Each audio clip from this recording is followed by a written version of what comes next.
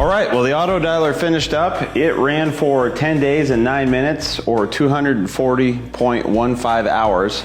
The combination it found was 86, 13, 58. So let's pull the dialer off here and see what we got.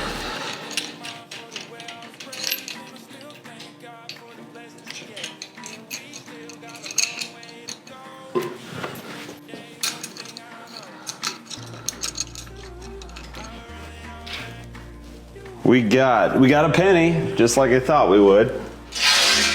Right there. Probably, is it even a good year? 1976, solid. We got like one of those adhesive foam back attachment things for a wall. Possibly a fake pearl. Ooh, rubber bands. Nice. All right, well, there we go. It was a lot of fun, and it was real, but it wasn't real fun. You guys have a great rest of the week.